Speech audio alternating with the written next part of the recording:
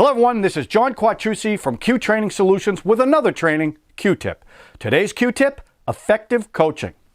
One of my favorite quotes about coaching comes from the legendary football coach Don Shula, who said, and I quote, "My responsibility is leadership, and the minute I got negative, that is going to have an influence on my team." Webster defines coaching as to instruct, direct, or prompt. After reading that, I started to wonder how most people who are coached in business would define it. Coaching, that time of the day when my boss tells me everything I did wrong or forgot to do.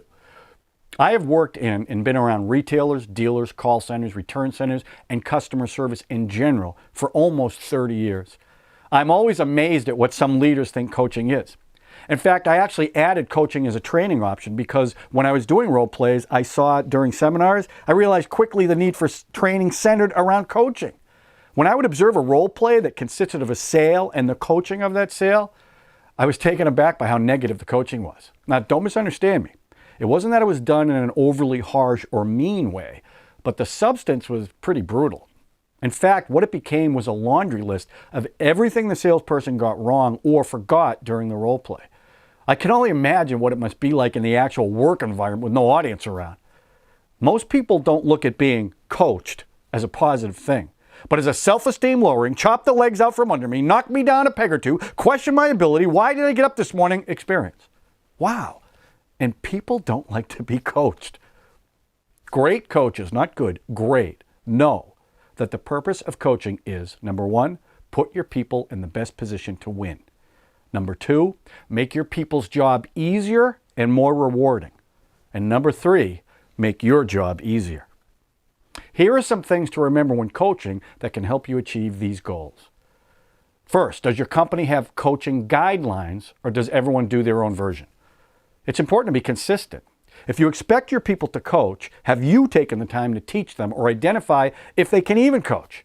Don't assume they know how just because of the position they've achieved. Always start your coaching by identifying and communicating what you saw that the person or people did well. This makes them feel much better about themselves and that the idea of being coached isn't always negative. Before you share any observations, ask the person to do a self-assessment by asking things like, how do you feel it went? Is there anything you would have done to get a different outcome? Any specific areas which you feel you need help? Experience has shown that when you ask these questions, people tend to be much more critical of themselves than you could ever be. It's important when coaching that your body language is positive. Smiling and making eye contact is the key in sales to help build rapport. Well, it's no different when coaching or training. It should be a positive experience because you are there to help. Does the person or people you are helping feel that way? For every one thing you pick out as an area of opportunity to strengthen skills, offer up something you observed that you thought they did well. This takes practice because it's always easier to tear down than to build up. Don't base your coaching on the final result. Instead, base it on what you observe during a customer-client interaction. Was the process right versus the end result? Remember, you are coaching behaviors, not results.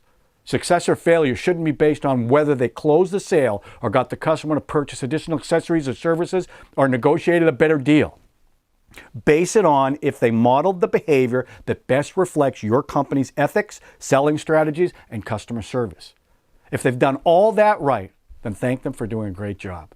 The truth is, not every customer buys or signs on the dotted line, even when everything is done right. That's okay.